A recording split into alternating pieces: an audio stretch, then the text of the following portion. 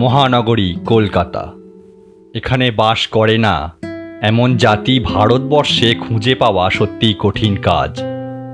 হিন্দু আর মুসলিম তো বটেই, তার সাথে শিখ, পার্সি, জৈন, বৌদ্ধ, নানান ধর্মের নানান ভাষার মানুষের মিলনভূমি হচ্ছে এই কলকাতা। আর আমাদের ইংরেজ প্রভুরা তো আছেই। এমন একজন ছিলেন জুবেয়ার। জুবেয়ারের জন্মস্থান কোথায় তা সঠিকভাবে কেউ জানতো না, কিন্তু তিনি যে বিগত 20 বছর ধরে কলকাতাতেই আছেন এবং কোনো কাজকর্ম না করা সত্ত্বেও তার যে প্রচুর ধনসম্পত্তি ছিল তা অনেকেরই মুখে মুখে ঘোরাফেরা করত। মোট কথায় জুবেয়ার কলকাতার অভিজাত বাসিন্দাদের সান্ধ্যচর্চার একটি মুখ্য বিষয় বহুদিন ধরেই হয়ে উঠেছিল। এহেন জুবেয়ারের মৃত্যুর খবর পেয়ে কলকাতার বাঙালিরা যেটা সবচেয়ে ভালো পারেন সেটাই শুরু করে দিলেন, অর্থাৎ 4 আনা ঘটনার সঙ্গে 12 আনার মশলা মাখিয়ে একটি উত্তম সুরুচিকর সুস্বাদু মুচমুচে খবর চারদিকে রটিয়ে দেওয়া। জুবেয়ারের ক্ষেত্রে এটা ভীষণভাবে ঘটেছিল। সবাই নিজের নিজের মতামত জুড়ে দিচ্ছিলেন, তাই কারুর কাছে তিনি স্বাভাবিকভাবেই মারা গেছেন, কারুর গল্পে খুন হয়েছেন, আবার কারুর গল্পে তিনি নেহাতি ঠান্ডা লেগে মারা গেছেন। এক সম্প্রদায়ের লোক আবার খবরের কাগজের ছাপার অক্ষরকে দৈববাণীর চেয়েও বেশি ভরসা করতেন। তাদের বিশ্বাস ছিল, যদি ভেতরের খবর চাও তাহলে কাগজ পড়ো। তাই তাঁরা দলে দলে খবরের কাগজ বিক্রেতার অপেক্ষায় রাস্তাঘাটে ঘোরাঘুরি করছিলেন। যথা সময়ে বিক্রেতা আসে আর তাঁরা কাগজ কিনে সময় নষ্ট না করে রাস্তায় দাঁড়িয়েই কাগজে জুবেয়ার সংক্রান্ত খবর খুঁজতে লেগে পড়েন।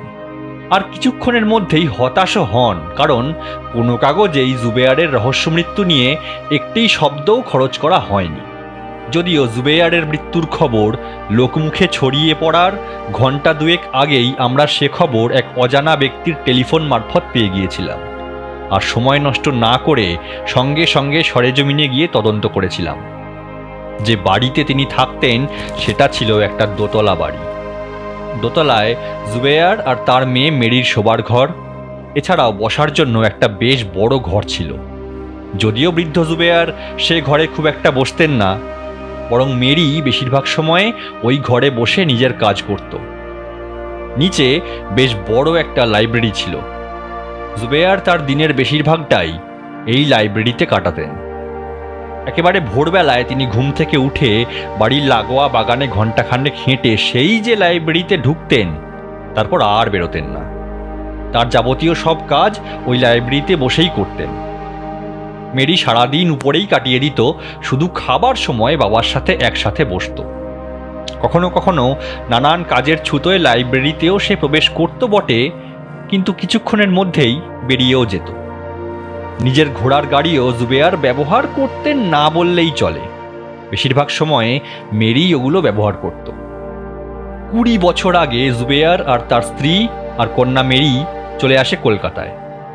কোত্থেকে যে তারা এসেছিল তা কেউ বলতে পারত না, তবে লোকমুখে একটা কথা চাউর হয়ে গিয়েছিল, প্রথম স্ত্রীর মৃত্যুর পর জুবেয়ার মেরির মাকে বিয়ে করেছে। মেরির নাকি তখন 2 বছর বয়স। মেরির মা নাকি কোনো এক সম্ভ্রান্ত ইংরেজ ভদ্রলোকের স্ত্রী ছিলেন এবং সেই স্ত্রী থাকাকালীনই তিনি জুবেয়ারের সাথে প্রেমের সম্পর্কে লিপ্ত হন ও পরে বিয়েও করেন। জুবেয়ার যখন দ্বিতীয় বিয়ে করেন তখনই তার বয়স ছিল অন্তত 50। বিয়ের 4-5 বছর পর তিনি কলকাতায় চলে আসেন।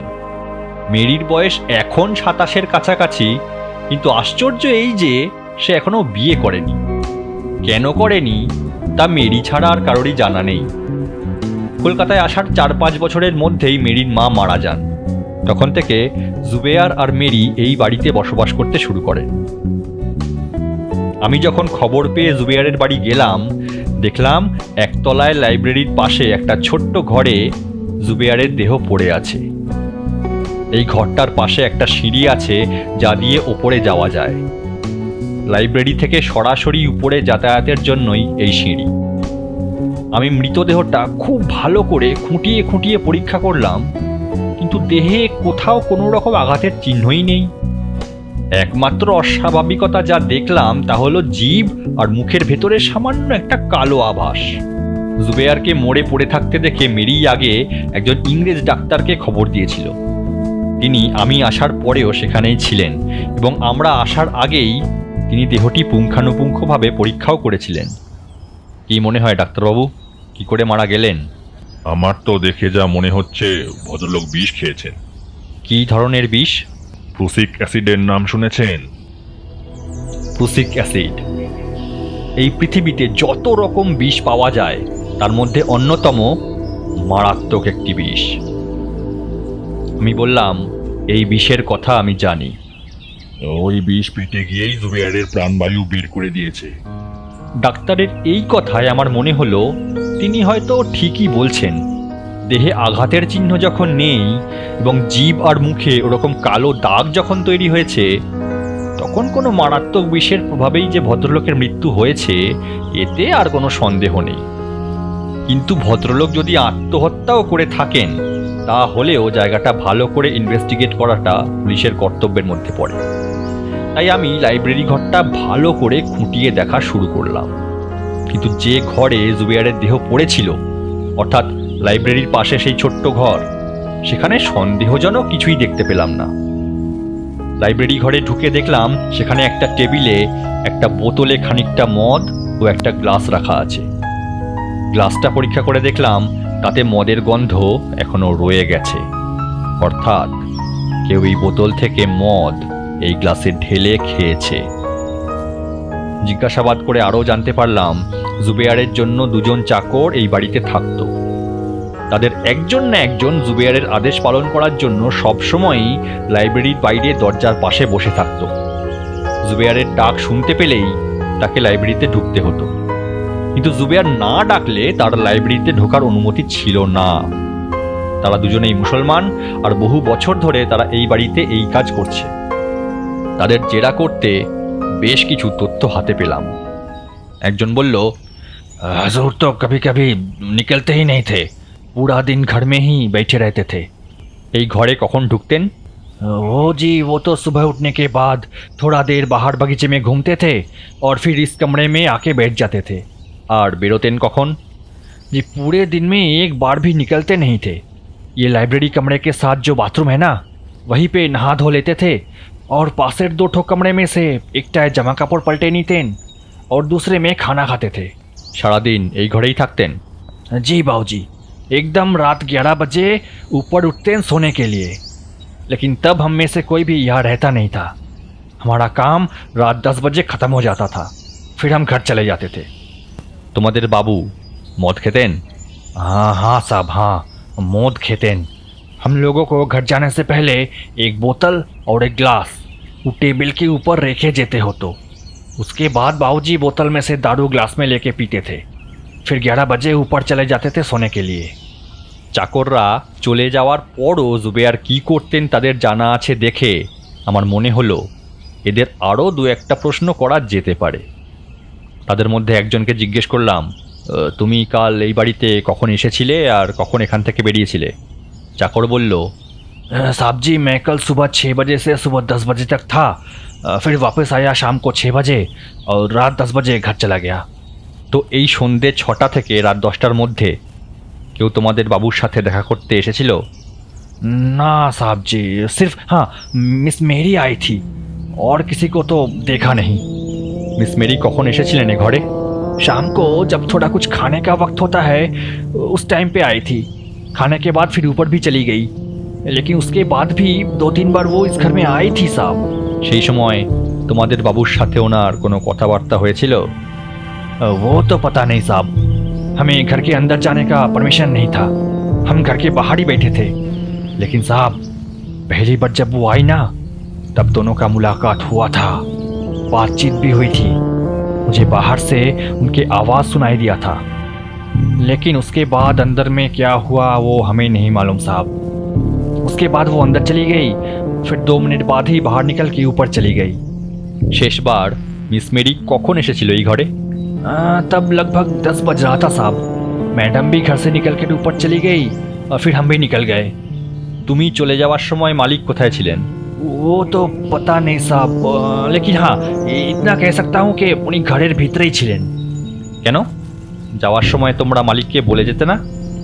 वो साहब हम लोगों को बोल के निकलने का जरूरत नहीं था। আমাদের উপর আদেশ ছিল কি 10 बजते ही निकल जाना है। মদের বোতল আর গেলাস কাল কে টেবিলে রেখেছিল? खनसामा साहब, ये उसी का काम था। शाम को निकलने के वक्त उसे बोतल और गिलास टेबल पे रख के जाना होता था। ये उसका रोज का काम था। লাইব্রেরিতে টেবিলের উপর মদের বোতল আর গ্লাস দেখার পর আর চাকরদের থেকে সব কিছু জানার পর আমার কেন জানি মনে হতে লাগলো এগুলোর সম্বন্ধে আমি যেন কিছু একটা জানি, কিন্তু ঠিক কী জানি তা কিছুতেই মনে আসলো না। এই লাইব্রেরি, মদের বোতল, গ্লাস এসবই আমার স্পষ্ট মনে পড়ছিল, কিন্তু আগে কোথায় এসবের কথা শুনেছি বা আগের কোনো কেসে এরকম কিছুর তদন্ত আমি করেছিলাম কি না অনেক চেষ্টা করেও কিছুতেই আমি মনে করতে পারছিলাম না। কিন্তু এটা দিব্যি বুঝতে পারছিলাম একদম এরকমই কোনো ঘটনা আমার মনের স্মৃতিতে রয়ে গেছে। অনেক সময় আমার সাথে এমনও ঘটেছে যে আজ যেটা ভেবেছি অনেক দিন পরে হুবহু সেটাই ঘটেছে। আবার হয়তো এমনও হয়েছে আজ কোনো একটা স্বপ্ন দেখেছি এবং সেটার কথা ভুলেও গেছি, কিন্তু অনেক বছর পর ঠিক সেই স্বপ্নে দেখা ঘটনা আমার চোখের সামনে ঘটেছে। সেই ঘটনা ঘটার সময় আমার মনে হয় আমি এই ঘটনার কথা জানি, কিন্তু কিভাবে জানি, কোথায় দেখেছি, কোথায় শুনেছি, কোথায় পড়েছি তা কিছুতেই মনে পড়ে না। এ কথা আমি অনেককে বলেওছি, অনেকের সঙ্গে এর কারণ নিয়ে আমার অনেক তর্ক বিতর্কও হয়েছে, কিন্তু এর আসল কারণ কোনোদিনই জানতে পারিনি। এই কেসের ক্ষেত্রেও এই লাইব্রেরি ঘর, মদের বোতল, মদের গ্লাস এসব যেন আমাকে বহু আগে দেখা কোনো ঘটনার সংকেত দিচ্ছিল। যেন এরকম কোনো ঘটনার তদন্ত আমি বহুকাল আগেই করেছিলাম, যেটা এখন আমার মনে পুরনো স্মৃতির উদ্রেক করছে। এ থেকে মুক্তি পাওয়ার জন্যে আমি বর্তমান কেসের অন্যান্য বিষয়গুলোর উপর মনোযোগ দিতে চেষ্টা করলাম, কিন্তু কিছুই লাভ হলো না। আমার খালি মনে হতে লাগলো এই ঘটনা যেন পুরনো সেই কবেকার ঘটে যাওয়া ঘটনা। আমি চেষ্টা করেও এই চিন্তা মন থেকে বার করে দিতে পারলাম না। আমি আগে দেখেছি যখনই এরকম কিছু আমার সাথে ঘটে তখন প্রথমে কিছু মনে না পড়লেও আস্তে আস্তে সেই ঘটনার রূপ আমার মনের পর্দায় ফুটে উঠতে থাকে। এক্ষেত্রেও তাই হলো। আধ ঘন্টা পর থেকেই আস্তে আস্তে সেই ভুলে যাওয়া ঘটনা আমার কাছে স্পষ্ট হতে লাগলো। মনে পড়ল এই কিছুদিন আগে রাত 9টার সময় ময়দানের এক অন্ধকার খুপড়ি মতো জায়গায় গুটিসুটি মেরে চুপচাপ বসেছিলাম। একটু দূরে একটা বেঞ্চ ছিল। আমি দেখেছিলাম এক সাহেব ও এক মেম হাঁটতে হাঁটতে সেই বেঞ্চের কাছে এসে আমার দিকে পিছন ফিরে বেঞ্চে বসলেন। তারা এর আগে কী কথাবার্তা বলছিলেন তা আমার জানা নেই, কিন্তু বেঞ্চে বসার পরে তারা কি বলেছিল আমার মনে আছে। সাহেব বলছিল, আরে আমি কি করে জানবো যে বুড়টা উপরে গিয়ে শুয়েছিল? মেম বলেছিল, রাত 11টার পর বুড়ো আর লাইব্রেরিতে থাকে না। রোজই ওই 11টা বাজলে উপরে শুতে চলে আসে। তবে ব্যতিক্রম যে একেবারেই হয় না তা নয়, কিন্তু কিন্তু সেটা খুব কম। আমি যখন যাব তখন যদি বুড়ো লাইব্রেরিতে থাকে তখন কি হবে? বুড়ো কানা, রাতে চোখে দেখে না। রাতে পা টিপে টিপে ওর সামনে দিয়ে চলে গেলেও দেখতে পায় না। তবে বুড়োর কান খুব ভালো। ছোটোখাটো আওয়াজও না বুড়োর কানকে ফাঁকি দিতে পারে না। তাই লাইব্রেরিতে ঢোকার সময় খুব সাবধানে থাকতে হবে। লাইব্রেরির দরজা কোনো দিন বন্ধ হয় না। লাইব্রেরিতে ঢুকে ওকে দেখতে না পেলে বুঝবে বুড়ো শুতে ওপরে চলে গেছে। তবুও যদি তোমার সন্দেহ থাকে যে বুড়ো সত্যি ওপরে গেছে কিনা, সেটাও নির্ভুলভাবে জেনে নেওয়ার একটা দারুণ উপায় আছে। লাইব্রেরির ভেতরে একটা টেবিলে মদের বোতল আর গ্লাস দেখতে পাবেন। গ্লাসে যদি মদের গন্ধ পান তাহলে নিশ্চিতভাবেই বুড়ো ওপরে চলে গেছে। আর না পেলে বুঝবেন বুড়ো তখনও ওপরে যায়নি, নিচেই কোথাও আছে। এর মানে কি? মানে আর কিছুই না, বুড়ো একমাত্র শুতে যাওয়ার আগেই মদ খায়। নিজের হাতে বোতল থেকে গ্লাসে মদ ঢেলে খাওয়াটা বুড়োর বাতিক। আর বুড়ো নামে কখন? ভোর 5টার আগে বুড়ো কোনোদিনই নামে না। বেশ, কিন্তু আমি ঢুকবো কি করে? দারোয়ান আমাকে দরজা খুলে দেবেই বা কেন? সে নিয়ে তোমায় চিন্তা করতে হবে না। দারোয়ান যাতে তুমি ঢোকার আগে দরজা বন্ধ না করে তার ব্যবস্থা আমি করে দেব। আচ্ছা, তা রাতের বন্দোবস্ত না হয় হলো, কিন্তু দিনের বেলা? দিনের বেলা চিন্তার কিছু নেই, যেভাবে যাতায়াত করেন সেভাবেই করবেন। ব্যাস, তাহলেই আর কারোর মনে সন্দেহ হবে না। এই সব কথাবার্তার পর দুজনেই সেখান থেকে উঠে অন্ধকারে মিলিয়ে গিয়েছিল। আর এই ঘটনা মনে পড়া মাত্রই আমার মনে প্রশ্ন জাগল, সেই ঘটনার সাথে আজকের এই মৃত্যুর কি কোনো যোগাযোগ আছে? বুড়ো, লাইব্রেরি, মদের বোতল, মদের গ্লাস, মদ খাওয়া, রাত 11টা বাজলেই উপরে চলে যাওয়া, ভোর 5টায় নিচে আসা, এসবই তো মিলে যাচ্ছে। আর যদি সেই সাহেব আর মেমের সাথে এই ঘটনার সম্পর্ক থাকেও, তাহলে তারা কে ছিল সেটাই বা জানবার উপায় কি? সেই অন্ধকার বেঞ্চে তাদের এমন কিছু ভালোভাবে খেয়াল করতে পারিনি যার একবার দেখলেই চিনতে পারবো। যদিও মিস মেরির সাথে সেই মেমের অনেক মিল আছে, আর কথা বলার ধরনও যদিও অনেকটা এক, কিন্তু আমি কোন আইনেই বা তাকে দোষী সাব্যস্ত করব, যেখানে আমি নিজেই 100% নিশ্চিত নই যে মিস মেরি সেই মেম সাহেব। মেরিকে জিজ্ঞেস করাটাও সম্ভব নয়, আর জিজ্ঞেস করলেই যে মেরি সত্যি কথা বলবে তার কি মানে আছে? আমি মদের বোতল আর গ্লাস ফরেন্সিকে পাঠালাম। জুবেয়ারের দেহও পোস্টমর্টেমে পাঠানোর ব্যবস্থা করলাম। পোস্টমর্টেমের রিপোর্ট বলল মৃতের শরীরে প্রুসিক অ্যাসিডের চিহ্ন আছে, কিন্তু ফরেন্সিক বলল মদের বোতলে প্রুসিক অ্যাসিড নেই। ফলে বৃদ্ধের মৃত্যু যে প্রুসিক অ্যাসিডেই হয়েছে তাও বোঝা গেল, আর এও অনুমান করা হলো যে মদ গ্লাসে ঢালার পরে গ্লাসেই এই মারণ বিষ মদের সাথে মেশানো হয়েছিল। আর তার সাথেই অনেকগুলো প্রশ্ন মনের মধ্যে উঁকি দিতে শুরু করলো। প্রথম মনে হলো বৃদ্ধকে কেউ খুন করেছে কিনা, আর করে থাকলে কে করেছে আর কেন করেছে। আরও বড় খটকা যেটা ছিল তা হলো সবাই বলেছে বৃদ্ধ মদের বোতল থেকে গ্লাসে মদ নিজের হাতে ঢেলে খেতেন। তাহলে কে সেই খুনি, আর কীভাবেই বা গ্লাসে বিষ মেশাতে পারলো? তবে আগে থেকেই ফাঁকা গ্লাসে কেউ বিষ রেখে দিতে পারে, এবং যদি সেই ময়দানে সাহেব মেমের বুড়ো আমাদের এই জুবেয়ারই হয়ে থাকে, তাহলে বুঝতে হবে জুবেয়ার রাতে চোখে দেখতে পেত না, তাই গ্লাসে বিষ থাকলেও সে তা দেখতে পায়নি। আর একটা চিন্তা যেটা মাঝে মাঝেই উঁকি দিতে থাকলো তা হলো বৃদ্ধ আত্মহত্যা করেনি তো। কিন্তু পেট ভরে রাতের খাবার খেয়ে কেউ আত্মহত্যা করে কি? আর কেনই বা বুড়ো জুবেয়ার আত্মহত্যা করবে? মোটিভ কি? এখনও তার সেরকম কোনো দুঃখের কথা আমরা জানতে পারিনি যা থেকে মনে হবে জুবেয়ার আত্মহত্যা করতে পারে। আর যদি আত্মহত্যাই করে থাকবে, তাহলেও প্রুসিক অ্যাসিড সে পেল কোথায়? কীভাবেই বা বাড়িতে নিয়ে আসলো?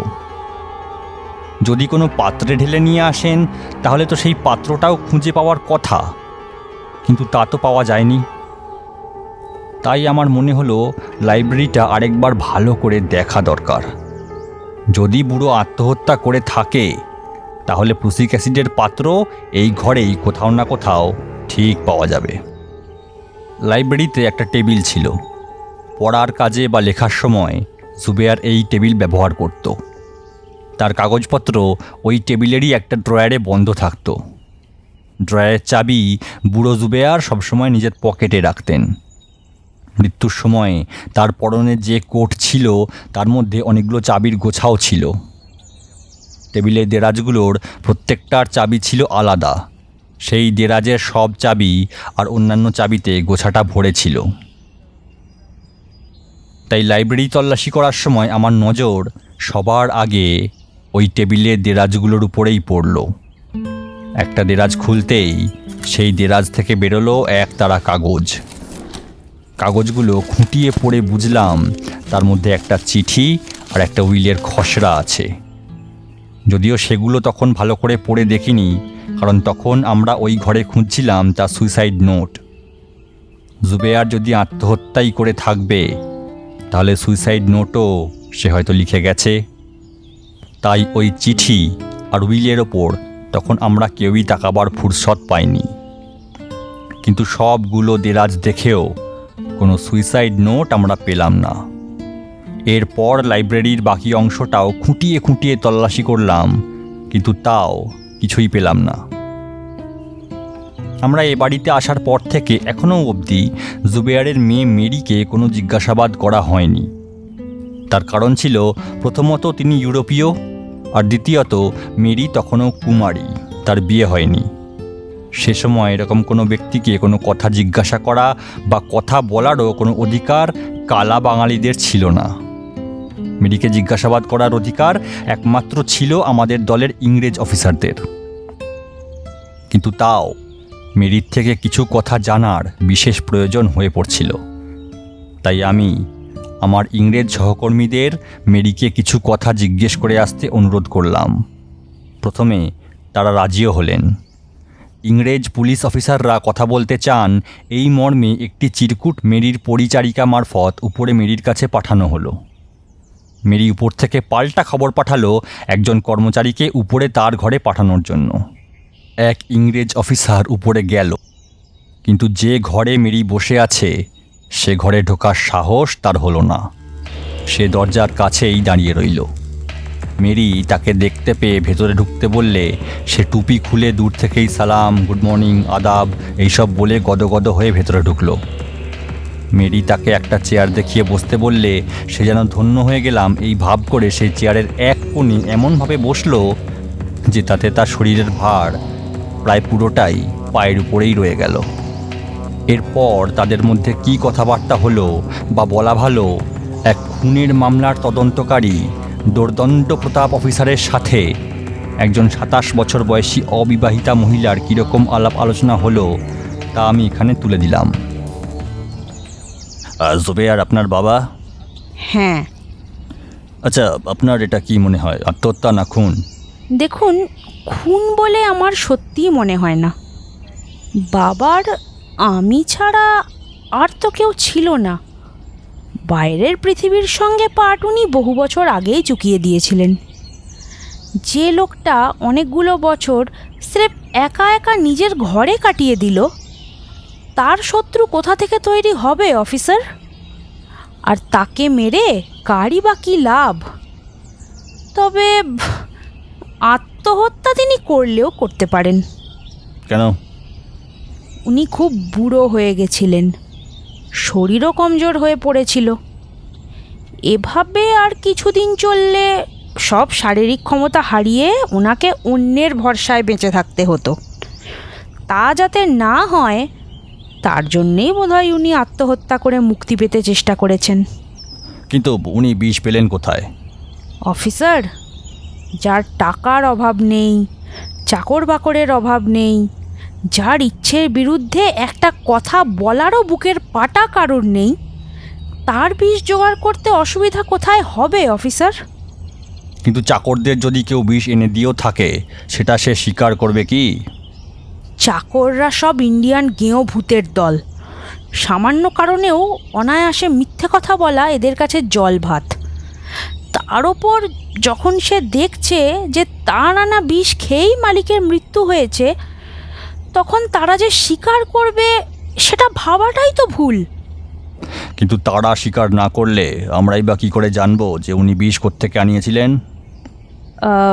চাকররাই যে এনেছে তার কিন্তু কোনো মানে নেই। তিনি নিজে গিয়েও এনে থাকতে পারেন।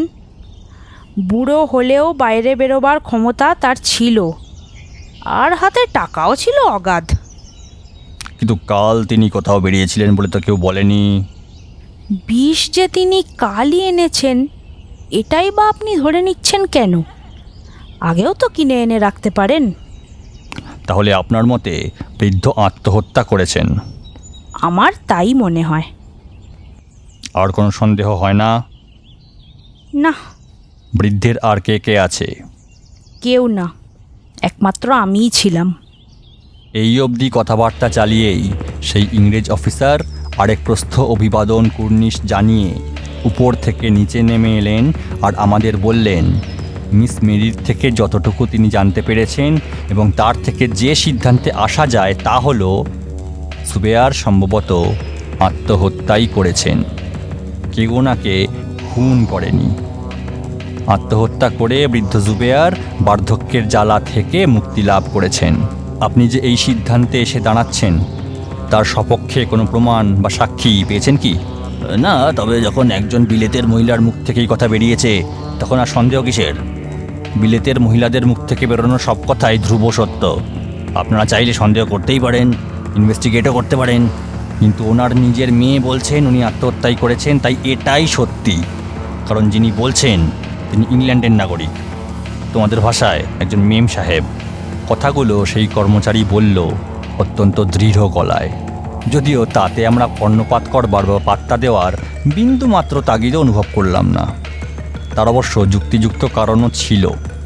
যে মহিলার বাবা ছাড়া কেউ নেই, যে বাবা চলে গেলে মানুষটা এই বিপুলা পৃথিবীতে সম্পূর্ণ একা, যে বাবা চলে যাওয়াতে তাকে জগৎ সংসার অন্ধকার দেখতে হবে, সেই বাবার এভাবে চলে যাওয়ার পরেও মেয়ের মুখে কোনো রকম দুঃখ, ভয়, চিন্তা ইত্যাদির সামান্যতম লক্ষণও দেখতে পাইনি।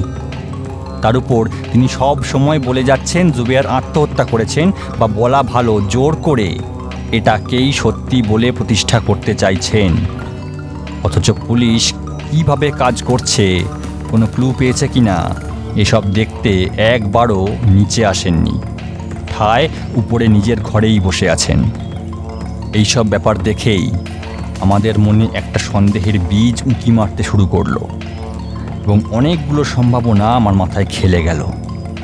যেমন এই মিস মেরি, যিনি অবিবাহিতা বলে নিজেকে পরিচয় দেন, তিনি কি গোপনে কোনো প্রেমিকের সঙ্গে বিয়ের বন্ধনে আবদ্ধ হয়েছেন? আর তারপরেই কি তাদের কোনো রকম আর্থিক দুরবস্থা দেখা দিয়েছে আর অনেকগুলো টাকা একসাথে প্রয়োজন হয়ে পড়েছে? হয়তো মেরি বাবার কাছেই প্রথম চেয়েছিল, কিন্তু তার মতের বিরুদ্ধে গিয়ে বিয়ে করায় জুবেয়ার টাকা দেননি, আর তখন দুই স্বামী স্ত্রী মিলে বৃদ্ধকে খুন করবার মতলব আঁটে। কিন্তু স্রেফ কটা টাকার জন্য কি নিজের বাবাকে কেউ খুন করতে পারে? বিশেষ করে সে যদি মহিলা হয়। কিন্তু আবার তার সঙ্গে এটাও মনে হতে লাগলো মিস মেরি তো জুবেয়ারের নিজের মেয়ে নন। তাহলে কি জন্মদাতা পিতা নয় বলে মেরি তার সৎ বাবাকে যতটা ভালোবাসত বলে মনে হয় তা কি আদৌ সত্যি নয়? এর সঙ্গে যদি যোগ হয় প্রেমের মতো এমন একটি চালিকা শক্তি, তাহলে কি মিস মেরির পক্ষে সৎ বাবাকে খুন করা একেবারেই অসম্ভব? মনে মনে এইসবই ভাবছিলাম, হঠাৎ আমার মনে পড়ল এই ঘরের টেবিলের একটা দেরাজে আমি একটা চিঠি আর একটা উইল দেখেছিলাম। তখন খুঁটিয়ে দেখিনি, কিন্তু এবার আমি সেটা বার করে খুঁটিয়ে খুঁটিয়ে পড়লাম। চিঠিটা জুবেয়ার লিখেছিলেন এই কলকাতা শহরের এক বিখ্যাত ইংরেজ উকিলকে। চিঠিটার বক্তব্য হলো, আপনার সহিত আমার সে দিবসে যে সকল কথাবার্তা হইয়াছিল তা বোধহয় আপনার স্মরণে আছে। আপনার পরামর্শ অনুযায়ী আমি উইলের একখানা খসড়া প্রস্তুত করিয়াছি। উহাতে আমার সমস্ত বিষয় সম্পত্তি কী রূপে ও কাহাকে প্রদান করিতে চাই কেবল তাহারই বিবরণ লেখা আছে। ইহা দেখিলেই আপনি আমার মনের ভাব বুঝিতে পারিবেন ও সেইরূপ একখানা উইল প্রস্তুত করিয়া আমার বাসায় পাঠাইয়া দিবেন। আমার বয়স ও শারীরিক অবস্থা লক্ষণ করিয়া আমার এইরূপ বোধ হইতেছে যে আমি সম্ভবত আর বেশি দিন বাঁচিব না। সেই হেতু আমার সমস্ত বিষয় সম্পত্তির একখানা ব্যবস্থা আমি করিয়া যাইতে চাই। আশা করিতেছি যত শীঘ্র সম্ভব আমার উইলটা প্রস্তুত করিয়া দিবেন। উইল লেখাপড়া করিবার সময় যদি আপনার আর কোনো জিজ্ঞাসা থাকে আমার সহিত একবার সাক্ষাৎ করিয়ে নেবেন। আমি সর্বক্ষণ আমার বসত বাটিতেই থাকি, বাহিরে গমন করি না। পুনশ্চ এই উইলের বিষয় আমি বর্তমানে গোপনই রাখিতে চাই। উইল প্রস্তুত হইলে আমি সঙ্গে সঙ্গে তাহা রেজিস্ট্রি করিয়া রাখিব এবং সেই আসল উইল আপনাদের কার্যালয়ে থাকিবে। আমার মৃত্যু ঘটিলে আপনারা উইলের মর্মার্থ অনুযায়ী আমার উত্তরাধিকারীগণকে সমস্ত কিছু বুঝাইয়া আমার সম্পত্তি তাদের হস্তে তুলিয়া দিবেন। চিঠিটা পড়বার পর আমি উইলের খসড়াটা খুব মনোযোগ দিয়ে পড়লাম। তাতে যা ছিল আমি হুবহু তুলে দিচ্ছি এখানে। আমার স্থাবর বা অস্থাবর যা কিছু সম্পত্তি আছে, যার একটি তালিকা আমি এই উইলে করেছি, তা আমি চাই আমার মৃত্যুর পর নিচে লেখা পদ্ধতিতে ভাগ করে দেওয়া হোক আমার ওয়ারিসদের মধ্যে। তবে এই উইল আমার মৃত্যুর পরেই কার্যকর হবে। আমার মৃত্যুর আগে এই উইল কোনো রকম আইনি বিবেচনায় আসবে না। আমার সম্বন্ধে কিছু কথা আমি এখানে বলে রাখার প্রয়োজন অনুভব করছি, কারণ সেটা না করলে আমার মৃত্যুর পর আমার সম্বন্ধে সব কিছুই কালের গ্রাসে হারিয়ে যাবে। আমার জন্ম ইউরোপে। আমার বাবা মা আমার ছোটোবেলাতেই মারা যান। আমি বড় হয়েছি অন্যের দয়ার উপর ভর দিয়ে। আমার যখন 16 বছর বয়স, তখন আমি পদাতিক সৈন্য হিসেবে সেনাবাহিনীতে যোগ দিই। আমার বাহিনীর সাথে আমাকে পাঠিয়ে দেওয়া হয় ভারতবর্ষে। পদাতিক সৈন্য হিসেবে যোগ দিলেও 3-4 বছরের বেশি আমাকে নিচুতলায় কাজ করতে হয়নি। সামান্য কিছু কাজের মাধ্যমে আমার খুব তাড়াতাড়ি সেনাবাহিনীর উপর মহলে কর্তা ব্যক্তিদের সঙ্গে আলাপ হতে শুরু করে। শেষ পর্যন্ত সীমানার একটি প্রদেশের একটা যুদ্ধে আমি বিশেষ সাফল্য লাভ করি। আমি যে সব কৌশল সেই যুদ্ধে ব্যবহার করেছিলাম তা দেখে আমাদের সেনাপতি খুব খুশি হন। সেই যুদ্ধের খবর যখন ইংল্যান্ডের কাগজে ফলাও করে প্রকাশিত হয়, তখন সেই সেনাপতি সেই প্রতিবেদনে লিখে দেন যে আমি না থাকলে তিনি ওই যুদ্ধক্ষেত্র থেকে বেঁচে ফিরতেন না। তিনিও লেখেন, আমি না থাকলে সেই যুদ্ধ থেকে বেঁচে ফেরা তো দূর, সেই যুদ্ধ ইংল্যান্ডের বাহিনী হেরেই যেত, আর বাহিনীর সব সৈন্যকে শত্রু সৈন্যের হাতে পড়ে অকথ্য অত্যাচার সহ্য করে মৃত্যুর কোলে ঢলে পড়তে হতো। এই খবর দেশের সেরা মাথাদের কাছেও গিয়ে পৌঁছায় এবং এর কিছুদিনের মধ্যেই আমি এক সামান্য পদাতিক সৈন্য থেকে কোনো রকম পরীক্ষা ছাড়াই বাহিনীর উচ্চতর পদ লাভ করি এবং আস্তে আস্তে দলের নেতাস্থানীয় পদে আমাকে বহাল করা হয়। বিভিন্ন যুদ্ধে অংশ নেওয়ার ফাঁকে ফাঁকে আমি কিছু টাকা কড়ি সঞ্চয় করতেও শুরু করি। এরকমই একটা যুদ্ধে আমি ভাগ্যলক্ষ্মীর চরম কৃপাদৃষ্টি লাভ করি এবং তার ফলে আমার হাতে যে পরিমাণ সম্পদ এসেছিল তাই ভাঙিয়েই আমি এত দিন অবধি সুখে শান্তিতে জীবন কাটিয়ে গেছি। এই যুদ্ধে জয়লাভের কিছু সময়ের মধ্যে আমি ইউরোপেরই বাসিন্দা এক সেনাপতির মেয়েকে বিয়ে করি। ঠিক এরপরেই আর একটা যুদ্ধের ভার দিয়ে আমাকে যুদ্ধক্ষেত্রে যেতে বলা হয়, কিন্তু সেই সময় আমার স্ত্রী অত্যন্ত অসুস্থ ছিলেন, তাই তাকে ছেড়ে সে সময় আমার যুদ্ধে যাওয়ার কোনো রকম ইচ্ছাই ছিল না। তাই যাতে আমাকে সেই যুদ্ধে যেতে না হয় তার জন্য আমি প্রচুর চেষ্টা করি, কিন্তু কিছুতেই কিছু করতে পারি না। তাই বাধ্য হয়ে আমাকে সেই যুদ্ধে যেতেই হয়। তবে ভালো কথা এটাই যে সে যুদ্ধ বেশি দিন চলেনি। 1-2 মাসের মধ্যেই আমি আবার বাড়ি ফিরে আসি। তখনও আমার স্ত্রী সম্পূর্ণ সুস্থ হতে পারেননি। যাই হোক, ফিরে আসার পরের দিনেই আমি চাকরিতে ইস্তফা দিয়ে আজমিরের কাছে একটা বাড়ি কিনে সেখানেই থাকতে শুরু করি। এই বাড়িতেই আমার একটি পুত্র সন্তান হয়। তাকে আমি যথাসম্ভব চেষ্টা করে লেখাপড়াও শেখাই। পরে বড় হয়ে ডাক্তারি পড়তে সে বিলেত চলে যায়। ডাক্তারি পাশ করে সে আজমির ফিরে আসে এবং সেখানেই তার প্র্যাকটিস শুরু করে। এখনও সে সেখানেই থাকে। বড় ডাক্তার হিসেবে নাম করেছে, বড় বড় লোকেদের সাথে ওঠা বসা বেড়েছে। এখন তার স্ত্রী আর 2 পুত্র নিয়ে ভরা সংসার, কিন্তু আমার সাথে সে কোনো রকম যোগাযোগ রাখেনি। কেন রাখেনি তার কারণও আমার জানা। আমার ছেলে ডাক্তারি পাশ করে দেশে ফেরার কয়েকদিনের মধ্যেই আমার স্ত্রী মারা যান। এর ফলে আমার জীবনধারণে এক অদ্ভুত পরিবর্তন আসে। যুবা বয়সে যে রাস্তায় যাওয়ার জন্য সবাই উৎফুল্ল হয়ে থাকে, সে রাস্তায় আমার যৌবনে একদিনও যাওয়ার প্রবৃত্তি হয়নি। কিন্তু এই বার্ধক্যের দোরগোড়ায় এসে স্ত্রীকে হারিয়ে আমার সেই রাস্তাতেই যাতায়াত শুরু হয়। আমার বাড়ির কাছেই আরও একটি ইংরেজ পরিবার থাকতো। সেই ইংরেজ লোকটির স্ত্রীর সাথে আমার আলাপ হয় এবং অচিরেই একটি বিশেষ বন্ধুত্ব গড়ে ওঠে। এরকম সম্পর্কের কথা সাধারণত চাপা থাকে না, আমরাও চাপা রাখতে পারিনি, যদিও চেষ্টা প্রচুর করেছিলাম। এর ফলে সেই মহিলাটির স্বামী আমাকে এবং তার নিজের স্ত্রীকেও খুন করে ফেলার পরিকল্পনা করেন। জানতে পেরে আমার বান্ধবী তার স্বামীকে বলেছিল যে যদি সে নিজের স্ত্রীর চরিত্র নিয়ে কোনো রকম সন্দেহের মধ্যে থাকে তাহলে সে যেন তাকে ডিভোর্স দিয়ে দেয়। উত্তরে স্বামী ভদ্রলোক নাকি বলেছিলেন তার থেকে ডিভোর্স নিয়ে তাঁরই স্ত্রী জুবেয়ারের সঙ্গে লীলে খেলা করে বেড়াবে তাঁরই চোখের সামনে, তা তিনি কিছুতেই হতে দেবেন না। আমার যা হয় হবে, পরোয়া করি না, আমি শুধু সুযোগের অপেক্ষায় আছি। একদিন শুধু সেই সুযোগ হাতের মুঠোয় আসার অপেক্ষা। সেই দিনের জন্যেই তো এই পিস্তল আমি আনিয়ে রেখেছি। আর একটা ভালো খবর কি জানো, আমার বিশ্বাস সে সুযোগ আসতে আমার আর বেশি দেরি নেই। আমার বান্ধবী এই খবর আমাকে দেবার পর আমি সত্যি ভয় পেয়ে গিয়েছিলাম।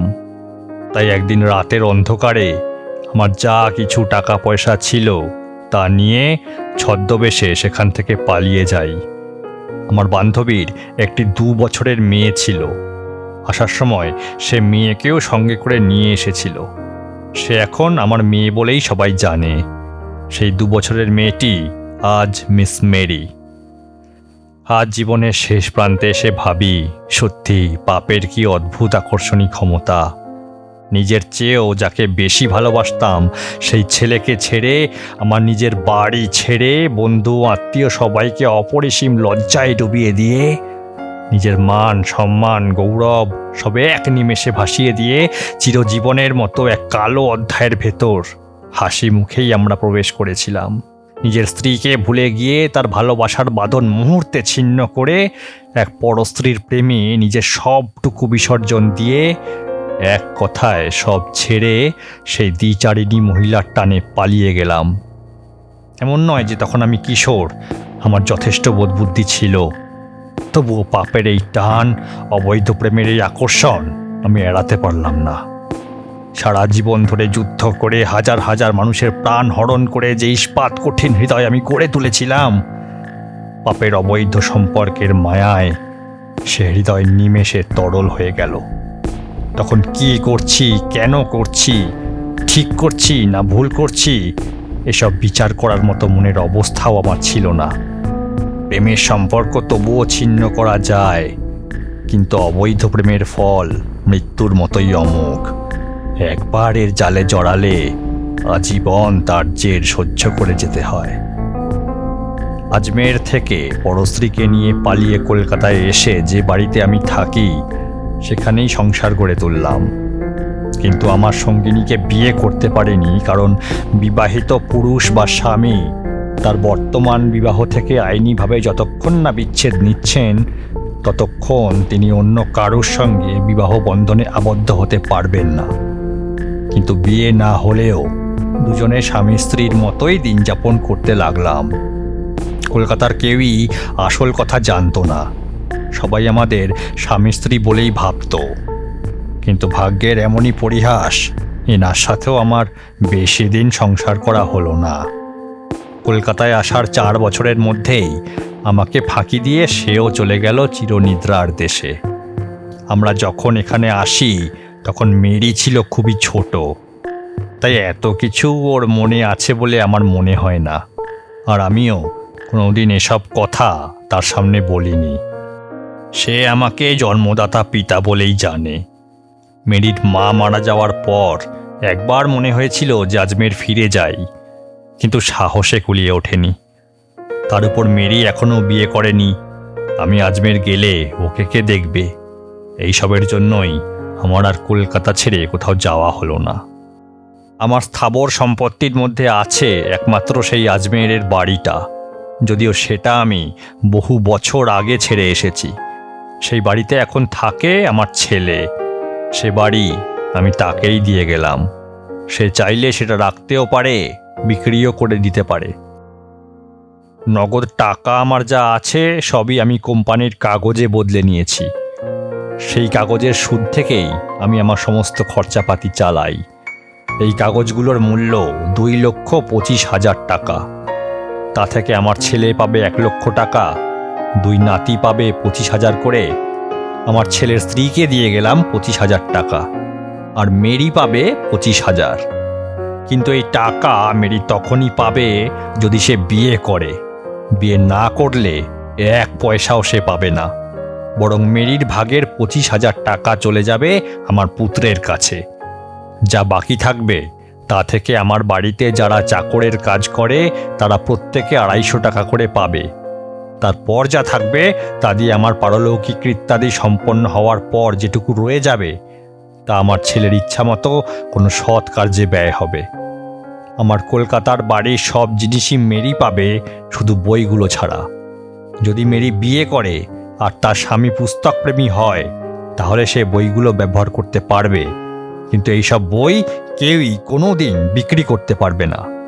যদি সেই বইগুলোর কোনো গতিই শেষ অবধি না করা যায় তাহলে সেসব বই লাইব্রেরিতে দিয়ে যেতে হবে। আমার চেন আর আমার ঘড়ি পাবে আমার ছেলে, আর 2টো আংটির মধ্যে একটা মেরির আর একটা আমার ছেলের স্ত্রী অর্থাৎ আমার পুত্রবধূর।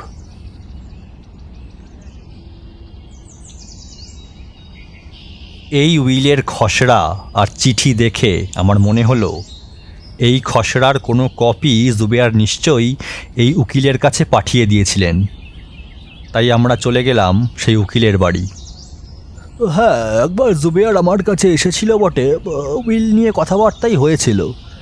ও বলে গিয়েছিল সম্পত্তির কোন ভাগ কাকে দিয়ে যেতে চায় তা নিয়ে একটা খসড়া সে আমাকে পাঠিয়ে দেবে, কিন্তু তারপর তো কোনো কাগজ আমি ওর থেকে পাইনি। পাননি? না, পাইনি। কেসের এই পর্যায়ে এসে আমার আবার সব কিছু গুলিয়ে গেল। বৃদ্ধ জুবেয়ার উইল করতে চেয়েছিলেন তা সত্যি, কিন্তু এক্ষেত্রে সেই উইল শেষ করার আগেই মারা গেছেন। কিন্তু তাহলে এটাকে তো আর আত্মহত্যা বলা যায় না, কারণ যিনি উইল করবেন বলে মনস্থির করেছেন এবং উইল তৈরি করতে শুরুও করে দিয়েছিলেন সেই তিনি উইল শেষ করার আগে দুম করে আত্মহত্যা করবেন কেন? ওদিকে মেরি সব জায়গায় নিজেকে জুবেয়ারের একমাত্র মেয়ে বলে পরিচয় দিয়ে বেড়ায়, অথচ উইলের খসড়া দেখে বোঝা যাচ্ছে জুবেয়ার তার সম্পত্তির খুব কম অংশই তাকে দিতে চেয়েছিলেন। আর মেরি যদি নিজেকে একমাত্র মেয়ে বলে পরিচয় দিয়ে থাকে তাহলে জুবেয়ারের সম্পত্তির উপর দাবিদারও শুধু সেই। এমন একটা চিন্তা তার মাথায় আসা মোটেই অস্বাভাবিক নয়।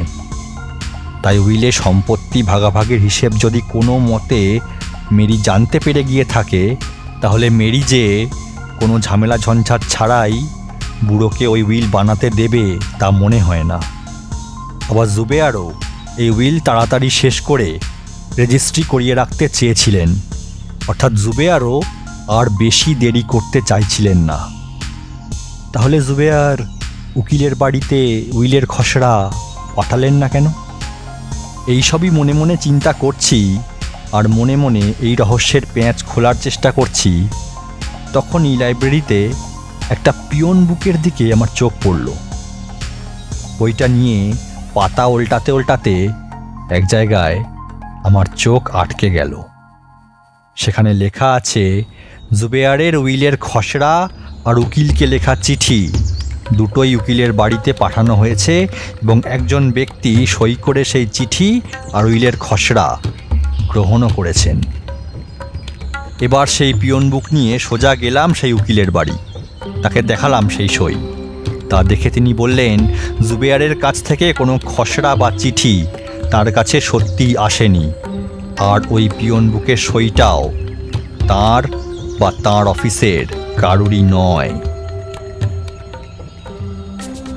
এবার জুবেয়ারের মৃত্যুর মধ্যে আমি সত্যি গভীর কোনো রহস্যের গন্ধ পেতে শুরু করেছিলাম। আমি আবার জুবেয়ারের বাড়ি গিয়ে সব চাকরদের এক জায়গায় ডেকে সেই পিয়ন বুক দেখিয়ে জিজ্ঞেস করলাম, তোমাদের মালিক মারা যাবার আগে কাউকে কোনো কাগজ আর তার সাথে এই বইটা কাকে দিয়েছিল আর সেটা নিয়ে কি করেছিলে? যদি ভালো চাও সত্যি কথা বলে দাও। চাকরদের মধ্যে একজন দারোয়ান কথা বলল, স্যার, মালিক আমায় এটা দিয়েছিলেন। দিয়ে বলেছিলেন যে উকিলের নাম এতে লেখা আছে তার বাড়িতে গিয়ে এটা দিয়ে এসো। তো তুমি গেছিলে? না। কেন? স্যার, আমি বেরিয়েছিলাম যাব বলে, কিন্তু রাস্তায় হঠাৎ মেম সাহেবের সাথে দেখা হয়ে যায়। একটা ঘোড়ার গাড়ি করে মেম সাহেব আর আরও একজন সাহেব আসছিলেন। আমাকে দেখতে পেয়ে তিনি গাড়ি থামিয়ে আমাকে ডাকেন। আমি গেলে জিজ্ঞেস করেন কোথায় যাচ্ছি। তারপর আমার হাতের এই পিয়ন বইটা দেখে সঙ্গে সাহেবকে ইংরেজিতে কী যেন বলেন। তারপর সেই সাহেব আমার হাত থেকে বইটা নিয়ে সেটা পড়ে দেখেন, আর তারপর বলেন এই কাগজ নাকি তার কাছেই দেওয়ার কথা বলেছেন মালিক। এই বলে তিনি বইটায় সই করে দেন। আমিও চলে আসি। চিঠিটা কিন্তু মেম সাহেবের কাছেই রয়ে গেছিল। আমি ফিরে এসে মালিকের টেবিলে সেই বইটা রেখে দিই। উনি একবার খুলে দেখে আবার সেখানেই রেখে দেন। যে সাহেব ওই বইতে সই করেছিলেন তাকে তুমি চেনো? হ্যাঁ স্যার, খুব চিনি। দিনের বেলায় তিনি প্রায়ই এ বাড়িতে আসেন, মেম সাহেবের সঙ্গে অনেক গল্প মজা করেন। এছাড়াও স্যার, রোজ রাতে মালিক শুয়ে পড়লে তিনি এ বাড়িতে আসতেন, আর মালিক ওঠার আগে চলে যেতেন। আবার কোনো কোনো দিন সেটাও করতেন না, মালিক ওঠার পর সবার সামনে দিয়ে যেতেন। এই সাহেব কোথায় থাকেন তুমি জানো? না স্যার, তিনি কোথায় থাকেন তা জানি না, তবে এবারে সবাই তাকে চিনি। তবে হ্যাঁ স্যার, মালিক মারা যাওয়ার পর আর খুব বেশি উনি আসেননি, বা এলেও থাকেননি। দু একবার শুধু এসছেন। দারোয়ানের কাছ থেকে এই জবানবন্দি শোনার পর আমার মনে যেটুকু সন্দেহ ছিল সেটাও চলে গেল। এটাও বুঝলাম এই উইলি জুবেয়ারের মৃত্যুর কারণ। আর এও মনে হলো মিস মেরি নিজেই এই কাণ্ড ঘটিয়েছেন, আর তাকে সাহায্য করেছেন তার সেই পুরুষ সঙ্গী সাহেব। আমার সাথে যে কজন এদেশের অফিসার ছিলেন তারা সবাই আমার এই মতকে সমর্থন করলেন। এরপর এই মামলার যথোপযুক্ত তদন্ত করতে গেলে মিস মেরিকে গ্রেপ্তার করা ছাড়া আর কোনো উপায় নেই। কিন্তু ভারতীয় অফিসারদের পক্ষে একজন ইংরেজ রমণীকে গ্রেপ্তার করা কোনোভাবেই সম্ভব নয়। তাই আমাদের সঙ্গে থাকা ইংরেজ অফিসারদের এই কথা জানালাম। তারা কিন্তু আমাদের কথা হেসেই উড়িয়ে দিলেন। তাদের মতে ইংরেজ মিস মেরি তার নিজের বাবাকে খুন করেছেন এ এক দিবা স্বপ্ন ছাড়া আর কিছুই নয়। তাদের এই কথা আমাদের উপরের অফিসারদের জানালে তারাও ওই অফিসারদের মতকেই সমর্থন করলেন, আর আমরা যে স্বপ্নের অলিক সাগরে ভেসে চলেছি তা বোঝাতেই ব্যস্ত হয়ে পড়লেন। এরপর আর তদন্ত এগিয়ে নিয়ে গিয়ে কোনো লাভ ছিল না, তাই আমরা সেখান থেকে সরে আসলাম। কিন্তু চলে এলেও আমাদের মনের ভাব একেবারে ছেড়ে দিতে পারলাম না। একজন ভারতীয় অফিসার বলল, আমাদের উপরওয়ালারা অবধি যখন আমাদের মতকে উড়িয়ে দিয়েছে, তাই এই তদন্ত থেকে আমাদের সরে যাওয়াই উচিত। কারণ সেটা করলে আমাদের কোনো ক্ষতি হবে না, কিন্তু উপরওয়ালাদের বিরুদ্ধে গিয়ে মিস মেরির বিরুদ্ধে তদন্ত করতে শুরু করলে আমাদের ক্ষতির সমূহ সম্ভাবনা আছে। কিন্তু অন্য একজন বলল, যখন বোঝাই যাচ্ছে যে এই খুনে মিস মেরির হাত আছে, তখন আমাদের দায়িত্ব থেকে সরে যাওয়া কোনোভাবেই উচিত হবে না। কপালে যাই থাকুক, আমাদের কর্তব্য অন্তত একবার মিস মেরিকে জিজ্ঞাসাবাদ করা, আর তিনি কী উত্তর দেন তা দেখা। আমরা অন্য একটা জায়গায় বসে এইসব আলোচনা করছিলাম, তখন হঠাৎ সেখানে একজন ইংরেজ অফিসার এসে দাঁড়ালেন। এই ব্যাপার, এখানে বসিয়া গুলতানি মারিলে একে সলভ হইবে তো? এই অফিসারকে আমরা সবাই চিনি। এর জন্ম খাস বিলেতে, বয়সও বেশি নয়। সবচেয়ে বড় কথা, অন্য ইংরেজ অফিসারদের সাথে এনার মতের মিল বলতে গেলে কোনো দিনই হতো না। কারুর হ্যাঁতে হ্যাঁ মিলেও তিনি কোনো কাজ করতেন না, নিজের যা মনে হতো তাই করতেন। তার সমমর্যাদার কোনো অফিসার তাকে দেখতে তো পারতই না, আর নিজের কাজেও তাকে ডাকতো না। তিনিও তাদের পাত্তা দিতেন না, নিজের কাজ নিজেই করতেন। তাই এই অফিসারের মুখে এই কথা শুনে আমি তাকে বললাম, কেস তো আমরা কিনারা করে এনেছি স্যার, কিন্তু আপনারা কিনারা করতে চান না তো? আমার মুখে এই কথা শুনে তিনি আমাদের পাশে বসে পড়লেন আর আমাকে বললেন, তাই নাকি? বেশ, কীরকম কিনারা করিয়াছ আমাকে বলো। এরপর মিস মেরির সম্বন্ধে আমাদের মনে কেন সন্দেহ জেগেছে তার সম্পূর্ণ বৃত্তান্ত তাকে বর্ণনা করলাম। সেই পিয়ন বুক আর চিঠি তাকে দেখালাম। সব শুনে জুবেয়ার উইল করার আগেই মরে গেলে মিস মেরির কতটা লাভ তা তিনি বুঝতে পারলেন এবং আমাদের মতকে অন্য অফিসারদের মতো উড়িয়ে দিলেন না, বরং গ্রহণ করলেন। তারপর বললেন, তাহলেই তোমরা মিস মেরি আর ওর বন্ধুকে ধরিয়া জিজ্ঞাসাবাদ করিতেছ না কেন? এবার আমরা আমাদের বাকি ইংরেজ অফিসাররা আমাদের কি বলেছেন তা ওনাকে জানালাম। তা শুনে উনি খেপেই গেলেন।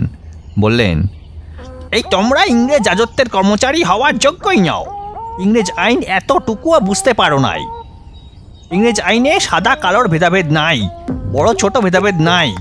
আইনের পথে চলতে যাকে পাবে সে রাজা হোক আর ফকেট, সাদা হোক কি কালো, ইংরেজ হোক কি ইন্ডিয়ান, সবার সাথে সমানভাবে কাজ করিবে। আর তোমাদের যদি সাহসে না কুলায় আমার সাথে এসো, আমি দেখছি।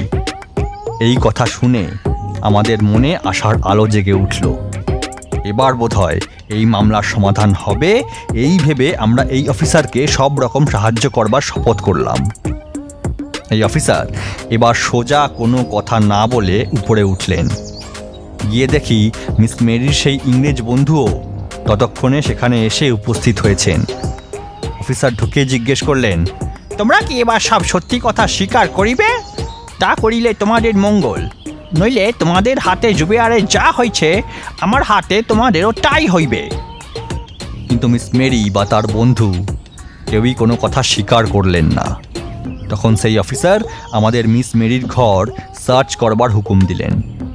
আমরা হুকুম পাওয়ারই অপেক্ষায় ছিলাম। হুকুম পেতেই সার্চ করা শুরু করে দিলাম। আর তাতে মিস মেরির দেরাজের ভেতর সেই উকিলকে লেখা জুবেয়ারের চিঠি আর উইল পাওয়া গেল।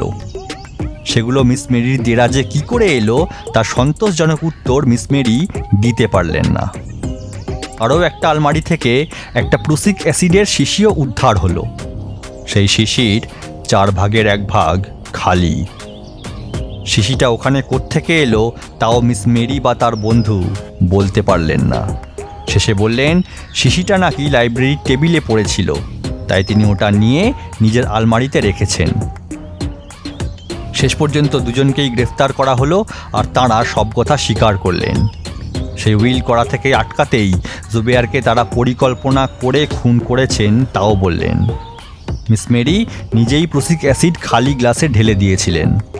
বৃদ্ধ জুবেয়ার রাতে চোখে কম দেখায় সে বিষ তিনি দেখতে পাননি, আর তাই সেই গ্লাসে মদ ঢেলে তাতে চুমুক দেন আর সঙ্গে সঙ্গে মারাও যান। মেরির সেই পুরুষ বন্ধু এই খুনের সাথে যুক্ত থাকলেও তার কোনো স্পষ্ট প্রমাণ পাওয়া যায়নি, তাই তিনি বেকসুর খালাস হয়ে যান। তবে মিস মেরিও ইংরেজ আইনের পথে শাস্তি পাননি। জেলে থাকার সময় এক কঠিন রোগে আক্রান্ত হয়ে মিস মেরিও মারা যান। এরপর জুবেয়ারের সব সম্পত্তি ভাগ হয়ে যায় এবং মিস মেরির ভাগে যতটুকু ছিল তাও জুবেয়ারের ছেলেই পেয়ে যান।